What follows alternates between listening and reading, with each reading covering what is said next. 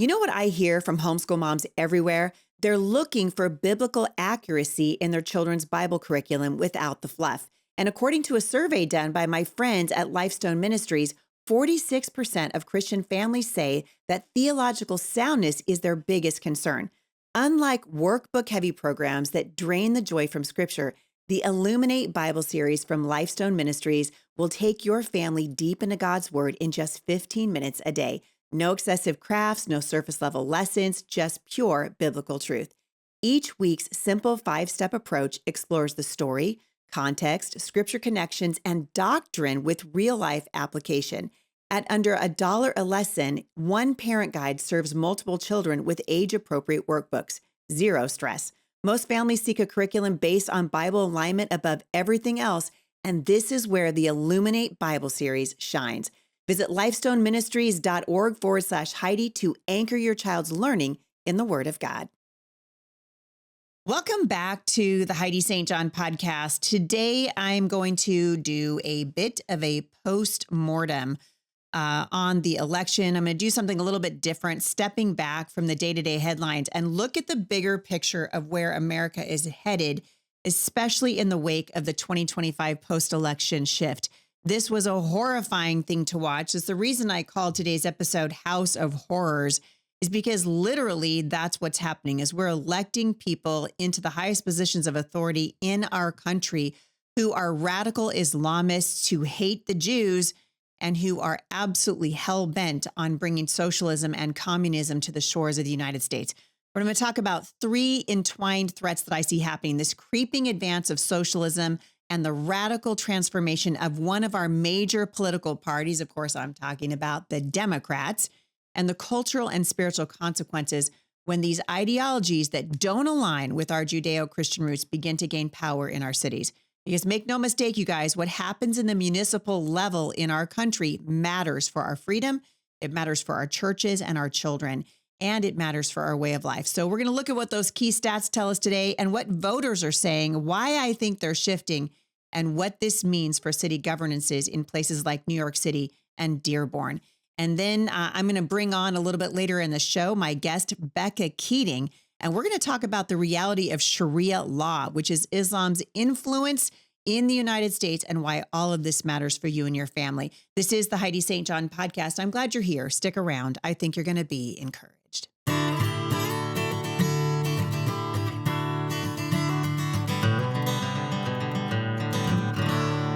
Before I jump into it, I want to say a thank you to the primary sponsor of the Heidi St. John podcast. And that, of course, is the Functional Medical Institute. You guys know how much I love them, and I am recommending them highly to you. You can check them out by going to homeschoolhealth.com. Well, I got to say, you guys, it was a little bit hard for me to say, stick around. I think you're going to be encouraged when I'm a little on the discouraged side. I'm not going to lie. I watched that election unfold on Tuesday with just a lump in my throat. I got onto social media. I said that the people who live in New York City who elected Zohran Mamdani are fools. And I believe that at the core of my being. I think Tucker Carlson is completely unhinged. I don't understand what in the world has gone on with Candace Owens. We are seeing a rise of anti-Semitism. By the way, the morning after Zohran Mamdani, and if you haven't heard his speech, his acceptance speech, you should hear it. It is absolutely bone chilling. And the morning after that happened at the Center for Judaism in Brooklyn, New York, swastikas were painted outside of that cultural center. This is a very alarming trend. And so I'm going to get to that. But first, I want to talk to you a little bit about socialism. A recent Gallup poll shows that Americans' positive view of capitalism has dropped to its lowest level in Gallup's tracking. Let that sink in. So I said on my social media post the other day, and I absolutely believe this, you can trace this all the way back to our education system. We have taken civics out of our history classes. We're not teaching history in the United States anymore. We're not teaching about the Holocaust and the dangers of communism and socialism. Keep in mind that socialism and communism have failed everywhere that they have been tried with devastating results. But that doesn't matter to Americans because only 54% of adults say that they now have a positive view of capitalism, which is has done more to elevate human beings than any other system of government anywhere in the world. Now, this is down from 60% in 2021. So what that tells us is that these numbers are rapidly changing. Meanwhile, and conversely, and not too surprisingly, since this is what we see on our college campuses, support for socialism has ticked up from 38% in 2021 to 39% in 2025, according to the New York Post. And what's particularly striking among these statistics is that when it comes to the Democrats, listen to this, you guys, only 42% now view capitalism positively. Guys, think about this. This would be the first time that group has now fallen below 50%. So why does it matter? Because socialism at its root doesn't just mean more government programs. It doesn't just mean free stuff and free buses. It also means, because how are the homeless people going to get around and get onto our buses and stab people if they have to keep paying to get on the buses? They should just be able to get on the buses and put up a tent and kill somebody and do it for free.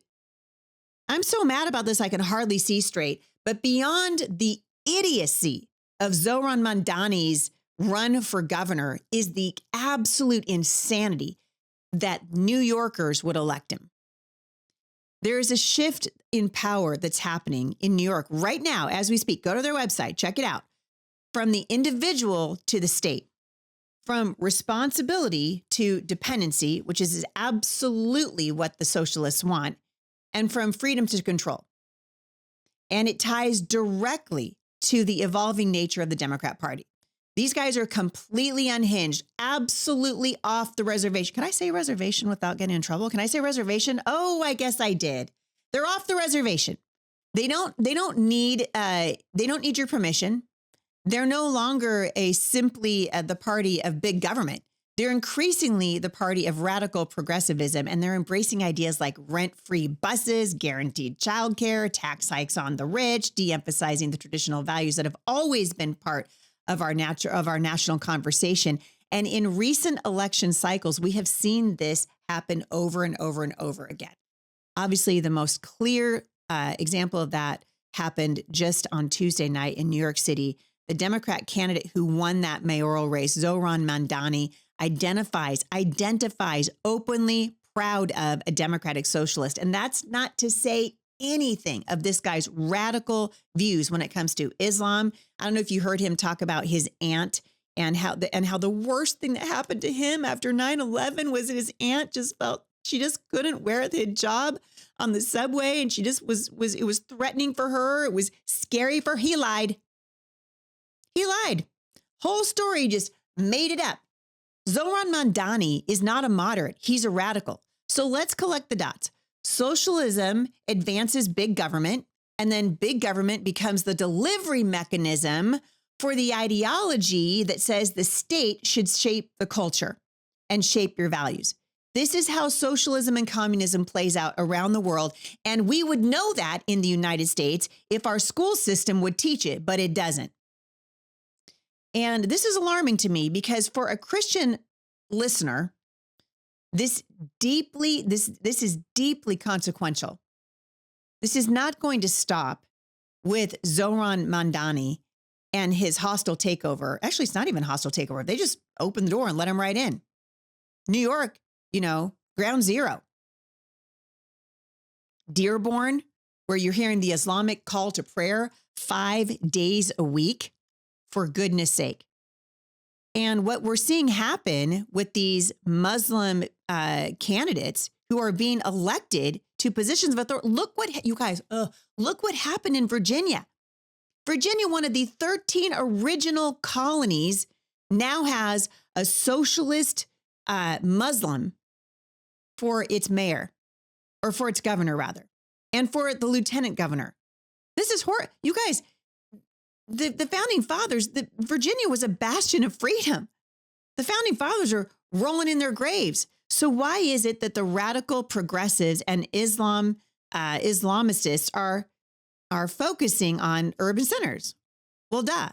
It's because many of these big cultural shifts happen locally first, right? They happen through mayors, they happen through city councils, they happen through zoning laws. Proposition 50 just passed in California. Everyone should be freaked out about that because what it means is they're going to take more power in the federal government. That's what the whole thing was about.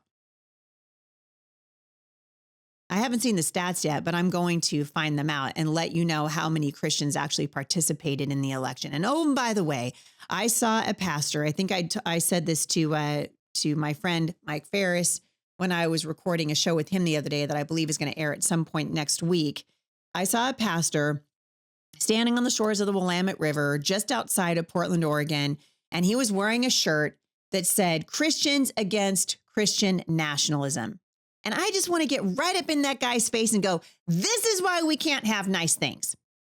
This is why, because your sloppy agape, your horrific hermeneutic that says that Christians should not be involved in politics because that's just not our lane. We just shouldn't run in it, has absolutely resulted in the takeover of our nation by radical Islamists and democratic socialists like Zohran Mandami. These guys are now going to influence our education policy, our immigration policy, housing policy, all kinds of things. Consider New York City.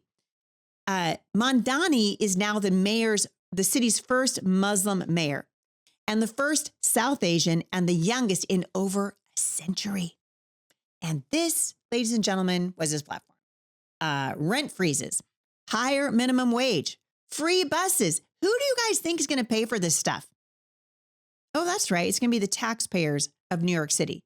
President Trump was right in saying no more federal money is going to be going into New York City under this guy's leadership because he doesn't want to waste the money of hardworking Americans like you and me.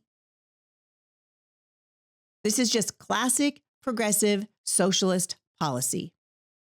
Mandani secured over 50% of the vote in the general election. And so obviously this is signaling a willingness of urban voters to embrace a candidate who blends socialist economics with a more pronounced cultural and religious identity. In this case, of course, it's Muslim. And you could call it, I suppose, an ideology plus an identity. Now let's look at Dearborn, Michigan. So while the specific 2025 mayoral data is still coming out, the city is known for its strong Arab American and Muslim population and has in recent years voted in ways to reflect this cultural as well as political alignment.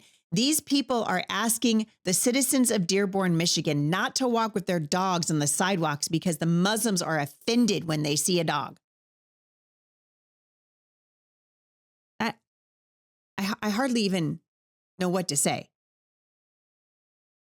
Keep that garbage in the Middle East. We don't want it here. What do you guys think is going to happen when Islam takes root in United States cities and starts leading our policy? What do you think is going to happen when socialist economic policies start to take hold in the country? Well, we know the first thing that's going to happen is we're going to see challenges to religious freedom, particularly that of Christians and Jews. Mark my words, this is coming. And I think Tucker Carlson is here for it. Sorry, I know some of you guys don't like that. I don't know what's going on at the Heritage Foundation. I don't know what's going on in this country right now, but this is a spiritual battle of epic proportions. We are going to see legal and social pressure put on any voices that dissent or any one of us that wants to stand up for traditional moral frameworks, the Judeo-Christian values. And yes, I did say Judeo, the Judeo-Christian values that have made this nation great and prosperous and successful. The Democrats have slid into this absurdity where they're unwilling to say that a man is a man and a woman is a woman. They've embraced transgenderism, embraced disgusting lifestyles that I can't even talk about on the podcast. They've embraced the takeover of our education system. They're embracing communism and socialism, a one-party or cultural dominance that sidelines the freedom of speech, free association, open debate, and make no mistake, you guys. And I, as I'm watching this thing unfold, I'm like, man, we better understand when these people tell you who they are, you should believe them. It is appalling to me that Christians are still going, I just don't know if I should vote. Our public square is being reshaped. Education, law enforcement, public services, all being redefined by ideologies that are absolutely at odds with our Christian norms. Somebody wrote to me the other day and said, "Stop your fear mongering." I'm not fear mongering. I'm just simply watching the trends. I'm analyzing outcomes. I'm preparing the church to respond. So let me quote one headline. New York City has fallen. MAGA responds to Zohran Mamdani's victory with a racist freakout. The fact that such a reaction is warranted tells us how charged and how real the shift is becoming. And here's the bottom line. If cities like New York City and Dearborn, Michigan tip toward the combined influence of socialism and Islam, especially when those influences reinforce each other, then the result can be a radical reordering of culture, of law, and of daily life. And that is exactly what they want. That's what they want. And we're falling for it, hook, line, and sinker in the name of, I don't know what, tolerance.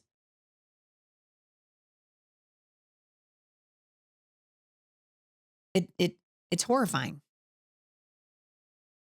So I'm going to give you guys a little bit, just a few more, just kind of a primer on where this all came from. By the way, if you're not watching what's happening in places like Colorado, in Seattle, in Chicago, it's pretty alarming. And according to a CBS News live update, the GOP lost ground in several significant states and cities. Now, you could argue that this sort of happens, right? There's the pendulum swing, orange man bad. We tried to warn people. We said, you cannot sit these midterm elections out. You can't do it. And what we're seeing happening, these figures, these statistics, they matter because they show a sea change, not just a blip on the radar. And the public sentiment is shifting. The leadership in major cities is shifting. The ideological undercurrents are shifting. Tucker Carlson just platformed Nick Fuentes. Now, if you guys don't know who Nick Fuentes is, look him up. This guy is a real misogynist. He is a racist, a real racist. He's an anti-Semite, a real anti-Semite. And Tucker Carlson just platformed this guy and tried to make him seem as right as rain. Hardly even pushed back when Nick Fuentes, in the middle of their conversation, talked about a date. I can't remember when it was, in October, November. And he said, well, this is a really special day for me. And so I remember this date. And so Tucker Carlson, well, why is that special to you? And Nick Fuentes said, because it's Stalin's birthday. See, I love that guy. Tucker Carlson is platforming a guy that loves Stalin, who was responsible for the deaths of millions of people. This is not okay. This is not okay. We got huge problems in the country right now. And unless and until God's people start to engage again, unless we start talking about socialism, educating our children about the horrors of communism and socialism and Sharia law, we are going to see our country absolutely overtaken by it. Which brings me to my guest today as I continue to sort of do a post-mortem on Tuesday's elections. Becca Keating is going to join me as an American woman who lived under Sharia law in the Middle East. She has written vigorously about Islam's impact on women and children and freedom. Becca brings insight into the cultural and spiritual dimension of what we are seeing play out in the United States in real time. Because of the political shift that we just discussed, I'm going to say it again. This is not just about economics. It's about worldview. And I'm really excited today to welcome Becca to the show. What if your morning cup of coffee could do more than just wake you up? Introducing coffee from my friends at Equipping the Persecuted. It's a high-end specialty roast coffee that's been crafted with excellence. But here's the difference. 100% of every dollar you spend with Equipping the Persecuted goes directly to saving the lives of persecuted Christians in Nigeria. Over the last 5 years, 90% of Christian persecution deaths worldwide have occurred in Nigeria. That's why every bag of ETP coffee matters. The Bible says, whatever you eat or drink, do it all to the glory of God. And with ETP coffee, your daily cup becomes an act of faith, providing food, medical aid, schools, and protection for those suffering simply because they follow Christ. So drink coffee that makes an eternal impact. Order now at etpcoffee.com and share the mission by inviting friends to join you at etpcoffee.com. Becca, welcome to the podcast. Thank you. It's so great to be here.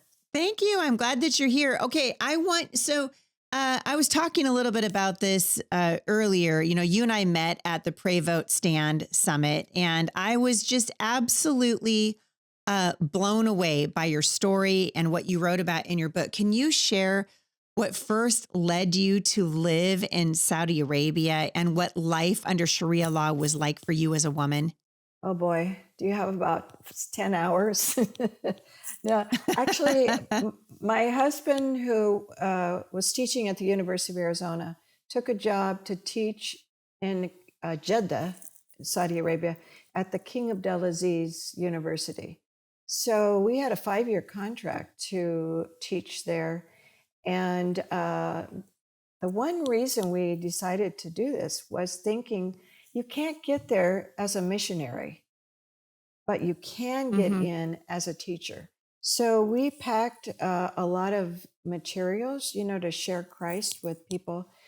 And when we got there, we soon realized that if we did so, we would soon be deported. I mean, like even if he had a Bible on his desk at work, the next day he'd be deported. It was quite an experience that I almost wish every woman that thinks they're a feminist, I think they should go to Saudi Arabia and live there and realize the freedom that we have here in the United States.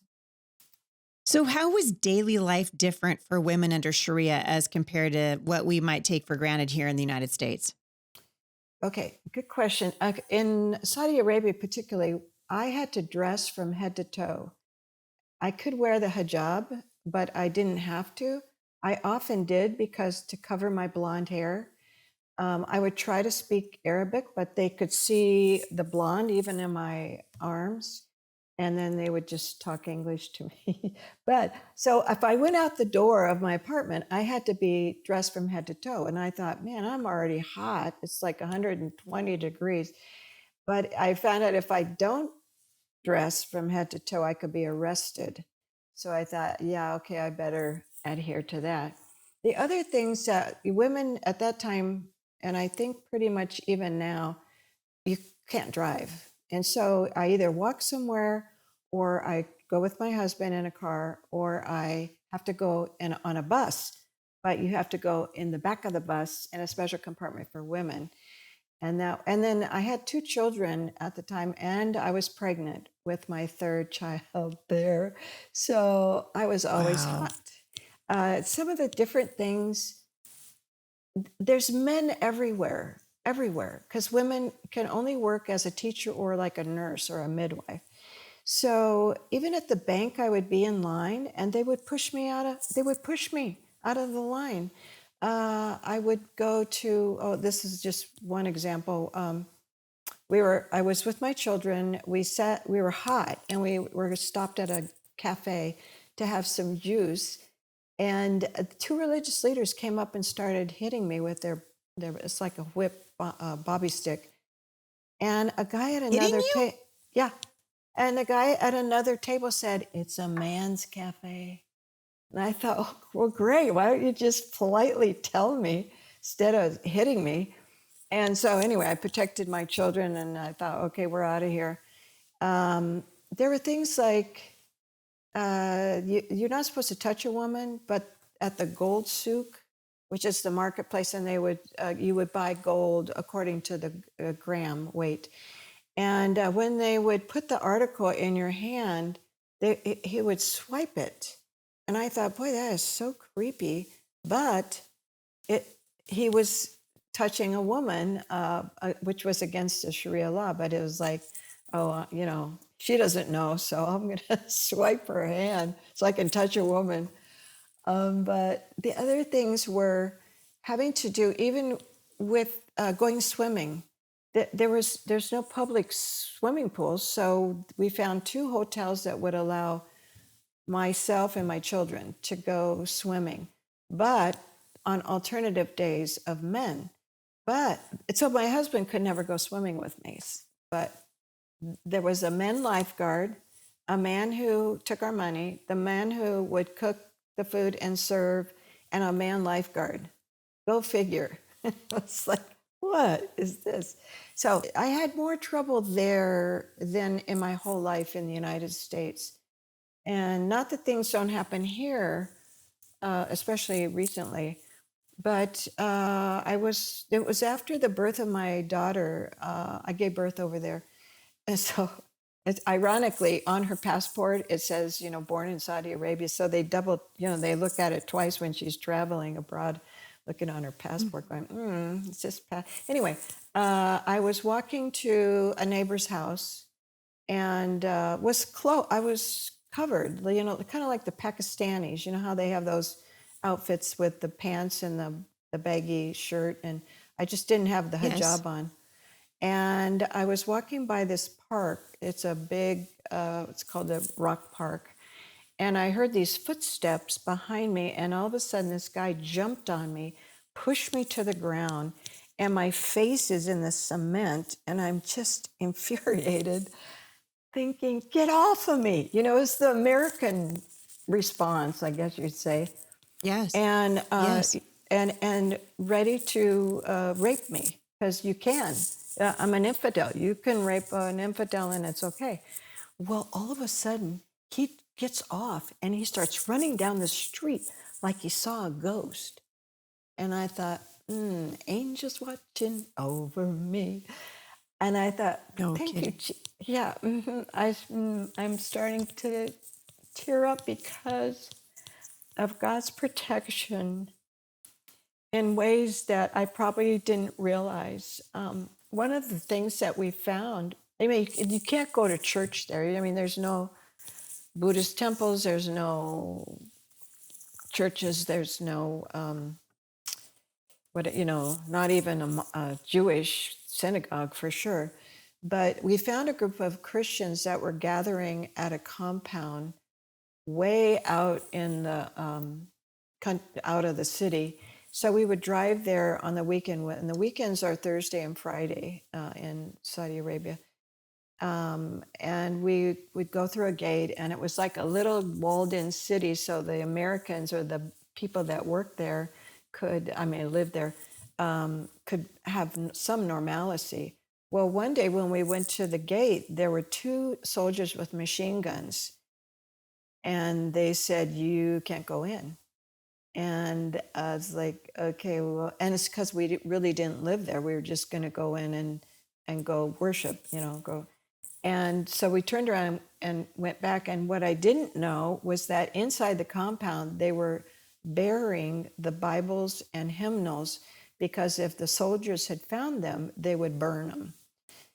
So I thought, how great is it in the United States that we have the freedom to worship, And we're looking right now in the United States to import that here. Yeah, exactly. Right. That's what we're doing. That's what we're doing in Dearborn, Michigan. That's what we're doing in New York City. Yeah. I actually, in my book, I listed all of the elected officials, and I wrote this back in 2019, about my experiences. And that was in the 80s that we went. That was when I first homeschooled my children, when there were like 3 curriculum. And so back in 81, 82, that's when I started homeschooling. But I didn't write the book until, 5, 6 years ago.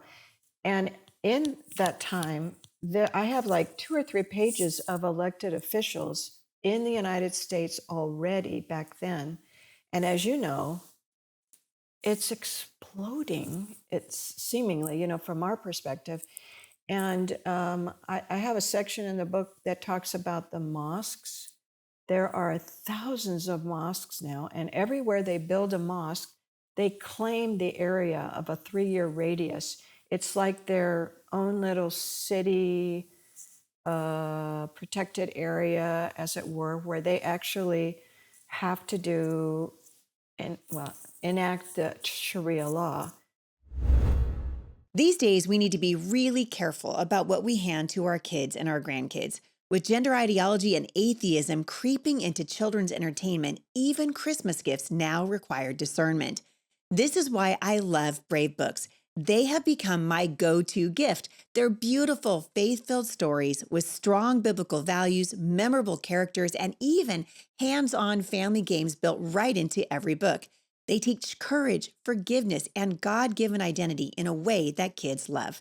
When you join the Brave Book Club, you'll get a brand new book every month, plus my book for free, and full access to Brave Plus, their streaming platform that is full of wholesome shows. Right now, you can get 20% off by using code Heidi20 at HeidiBrave.com. That's HeidiBrave.com and use the code Heidi20 for 20% off. It's a gift that will keep planting truth long after Christmas is over. Well, I want to ask you something. I want to ask you something really specific about this because there are lots of people listening to this show. Mm-hmm. Many Americans who think of Islam merely as a religion. But in your book, you describe Sharia law as an all-encompassing legal and political system. Yep. So what are the key components that people need to understand? Well, you wrapped it up really well there. It's not like a constitutional republic for sure, where we the people make the laws and elect a representative. There's a structure. Well, first of all, Islam means submission, and the submission is under Allah, which is laid out in the Sharia law. And so their desire, and they have like 100-year plan, they have it called the project, where they are desiring to take over the United States as well as other countries and rule by Sharia law and rule according to, as if it was Allah, that was the umbrella. It would be the opposite or similar to what we left. The Pilgrims left England because the king was telling them what to do and what they couldn't do in King James Version of the Bible. Yeah. Very, very similar, only Sharia law is very restrictive. If I could read some of what it says. Is it okay if I read some of what it says? Absolutely. They don't like us, for one thing. So it says, an infidel are your sworn enemies. Infidels are those who say God is one in three trinities.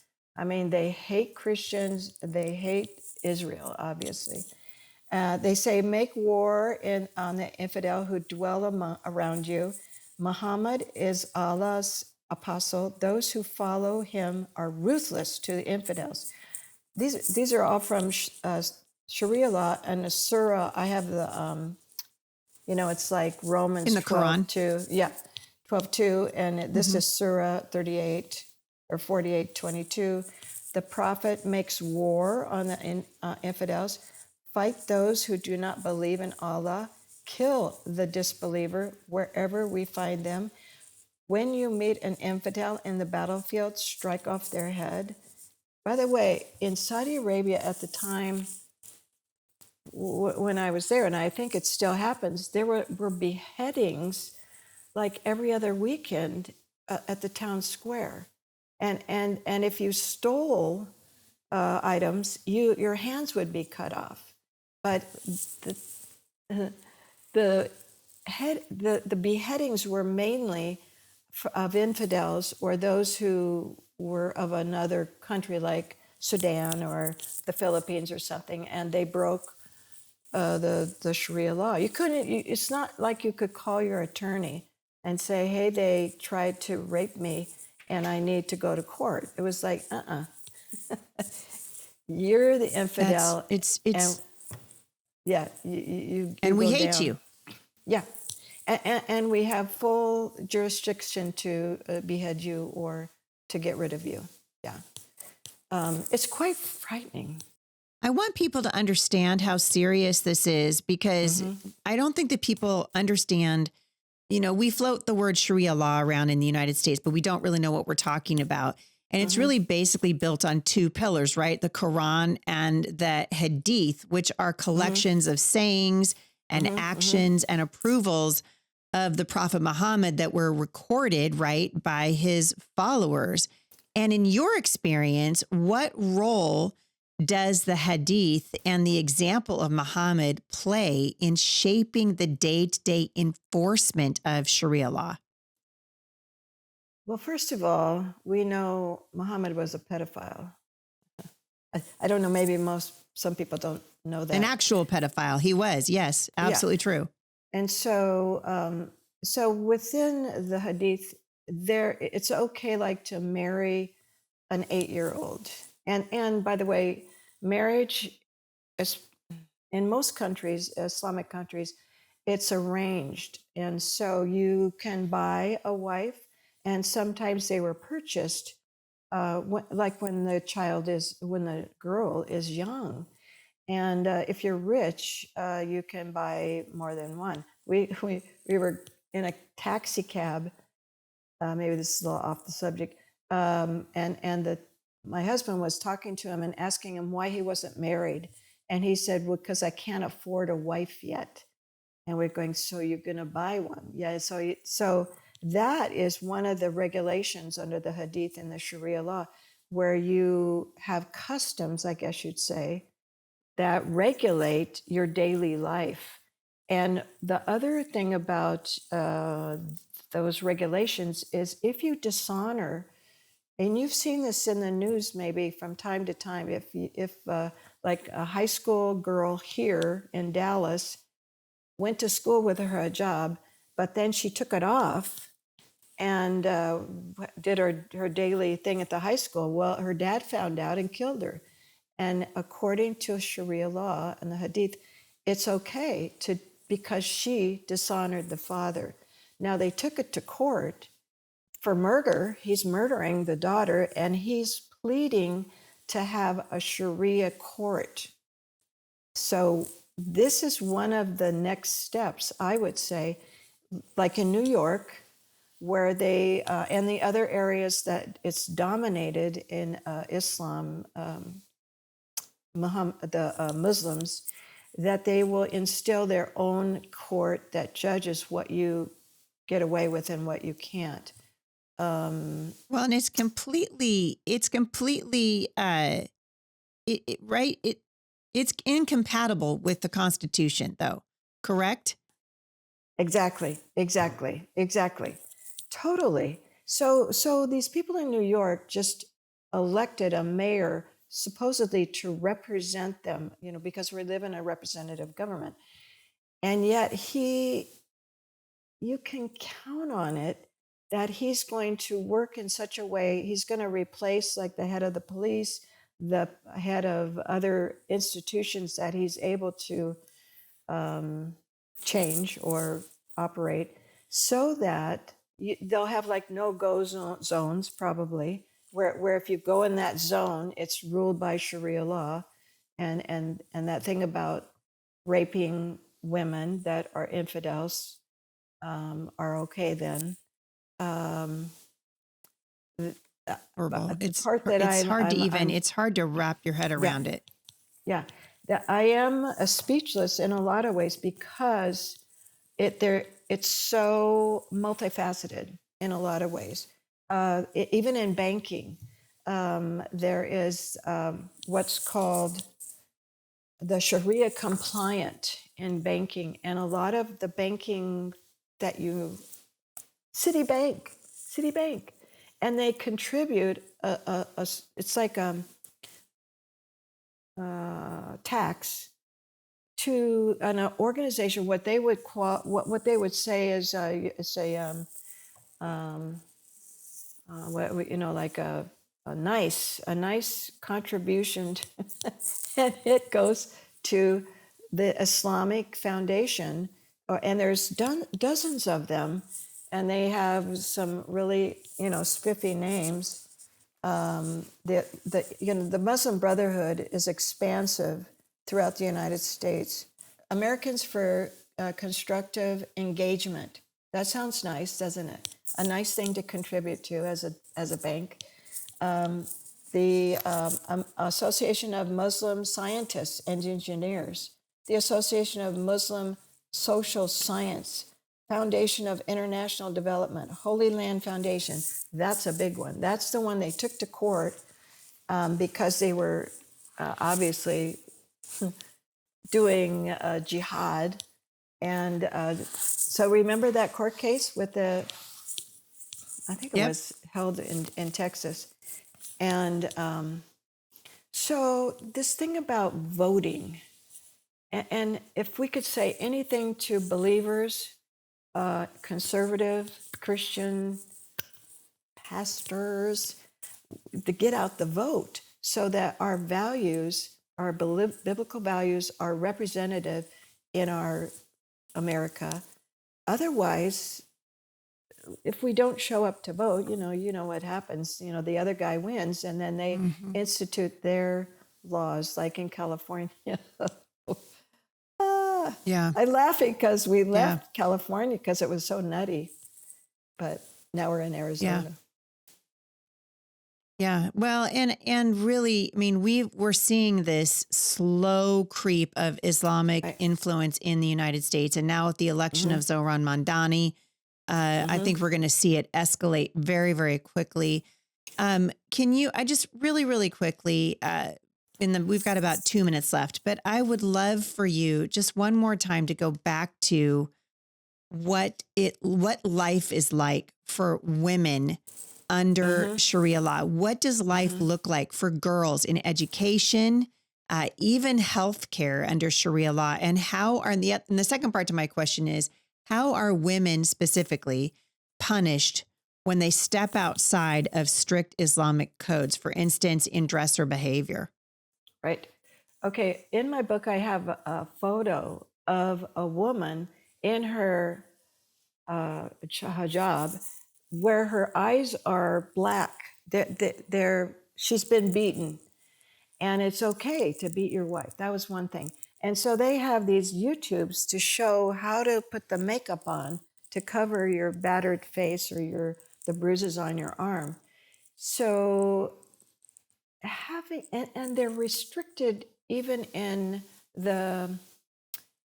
what profession maybe they would like to be, maybe they'd like to be a doctor, and because you can be a nurse, and but so you get an education, but the education is tainted, I would say, propagandized, and just like DEI and some of the other things that have infiltrated in pornography into the schools, they make the Islamic person or Muslims look like they're peaceful, like it's a peaceful religion, and indeed it's not.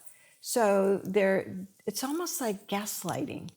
The women are told one thing, like, oh, this is great, you have a husband now, and now you have your eighth baby, and yay, and by the way, I'm going to get another wife to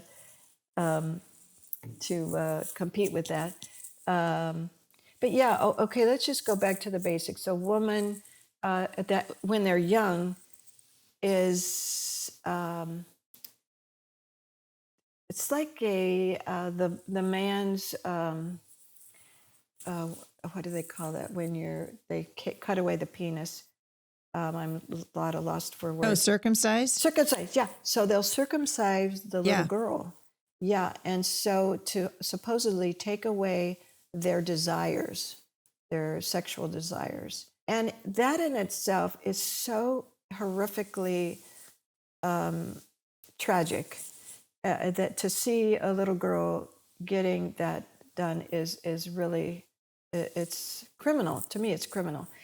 And then she progresses, and maybe her dad makes a deal at age 12, to marry a guy. Maybe they wait until she's, 18, 16. Usually by the time they can have babies, then they'll find a husband and do a deal, where they get sold, basically. I only met one gal so far in Saudi Arabia that pleaded with the father after she was married and said, please, please, please, he's beating me, he's doing this, he's doing that, take me back home. And so I was able to make friends with her and hear her story, and just sad. And then the thing about being a mom, which is a wonderful thing to be a mom, but that's kind of it's like a baby machine almost, where the more children you can have, the better, And one of the families that I met in Saudi Arabia, the older, he was old. I thought he was old. He had 2 wives, but he had 18 kids. 18 kids. Whoa. I know. So here in the United States, the other thing that's happening is we're only having maybe 2 or 3 kids. You're the exception. Oh yeah, they're outpacing us for sure. Yeah. And so that means, and a lot of them then are getting on welfare, which is kind of ironic, because usually they're pretty well funded, maybe put it that way. We had students from Saudi Arabia go to the cash machine in Tucson and pull out, $2,000 for just a happy evening of whatever they wanted to do. Anyway, back to women, I would say restricted is an understatement.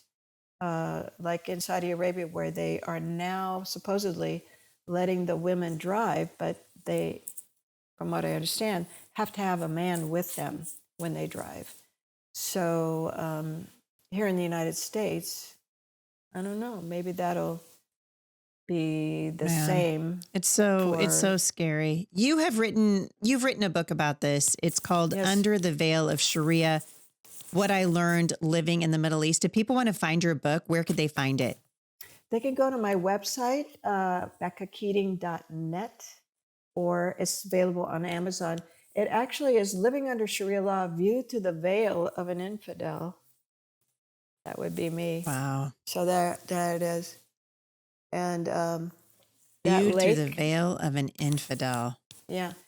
So, which, from an American standpoint, I felt, I felt so thankful to be back in America. And so, like you're mentioning, things are changing to the point, it's so rapid. It's like a fast-moving cancer that we need to wake up. Yep. And particularly those in the Christian community, that thing about showing up at the, or get involved with your local city council, your school board, show up at your PTA, see what's in the books there at your school. But definitely vote for those that represent your values, your Christian biblical values. Otherwise, the cancer will take over. And that's part of the plan. There's that 100-year plan called The Project, and that's detailed in the book as well. There's a lot that's detailed in the book that would just, you can't even imagine. But the scary thing is they have a set step-by-step plan that they're going to take over. And so what do we have? We have the Bible, and we follow, and but it's not like being a Republican. What are the steps of keeping? I know Charlie Kirk. He had definitely some ideas of what needed to be done in order to rally the troops, as it were, to show up, to go door to door, to make sure the candidates that are running have a biblical and a conservative foundation.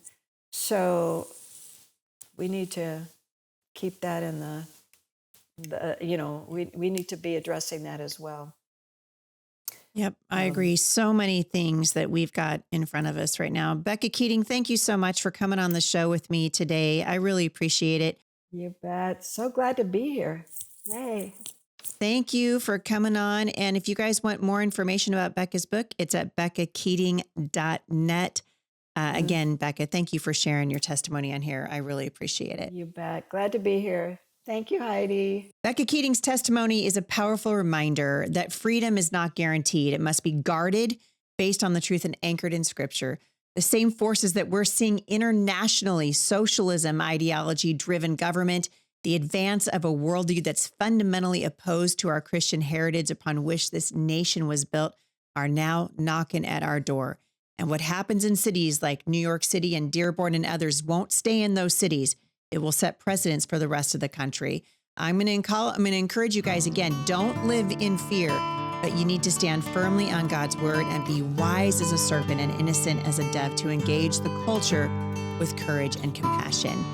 Thank you guys so much for listening today. Get off the bench, get onto the battlefield, and I'll see you back here again at the intersection of faith and culture.